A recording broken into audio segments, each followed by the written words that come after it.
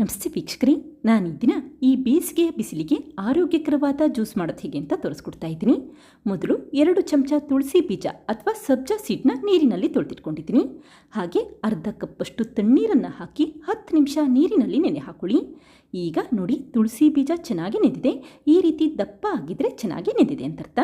ನಂತರ ಒಂದು ಮಿಕ್ಸಿ ಜಾರ್ಗೆ 1 ಕಪ್ಪಷ್ಟು ದಾಳಿಂಬೆ ಕಾಳನ್ನು ಹಾಕಿದರೆ ಅರ್ಧ ಕಪ್ಪಷ್ಟು ತಣ್ಣೀರು ಹಾಗೆ ಸ್ವಲ್ಪ ಏಲಕ್ಕಿ ಬೀಜ ಹಾಕ್ಕೊಂಡಿದ್ದೀನಿ.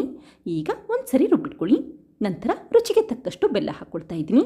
ಈಗ ಮತ್ತೆ ಇನ್ನೊಂದು ಸರಿ ರುಬ್ಬಿಟ್ಕೊಳ್ಳಿ ಅಷ್ಟೇ. ಹಾಗೆ ಈ ರುಬ್ಬಿರುವಂಥ ಮಿಶ್ರಣ ಶೋಧಿಸ್ಕೊಳ್ತಾ ಇದ್ದೀನಿ. ನಂತರ ಅರ್ಧ ಹುಳು ನಿಂಬೆಹಣ್ಣಿನ ರಸ ಹಾಕ್ಕೊಳ್ತಾ ಇದ್ದೀನಿ. ನೀವಿಲ್ಲಿ ಹುಳಿ ಎಷ್ಟು ಬೇಕೋ ಅಷ್ಟು ಪ್ರಮಾಣದಲ್ಲಿ ನಿಂಬೆಹಣ್ಣಿನ ರಸ ಉಪಯೋಗಿಸ್ಕೊಳ್ಳಿ. ಈಗ 1 ಕಪ್ಪಷ್ಟು ತಣ್ಣೀರು ಹಾಕಿದರೆ ಈ ನೆನೆಸಿರುವಂಥ ತುಳಸಿ ಬೀಜ ಹಾಕ್ಕೊಂಡಿದ್ದೀನಿ. ಈಗ ನೋಡಿ, ಜ್ಯೂಸ್ ರೆಡಿಯಾಗಿದೆ. ತುಂಬಾ ರುಚಿಯಾಗಿರುತ್ತೆ. ಒಂದು ಸರಿ ಟ್ರೈ ಮಾಡಿ ನೋಡಿ, ಖಂಡಿತ ಮತ್ತೆ ಮಾಡ್ತೀರಾ. ಹಾಗೆ ಮಕ್ಕಳಿಗಂತೂ ತುಂಬ ಇಷ್ಟ ಆಗುತ್ತೆ.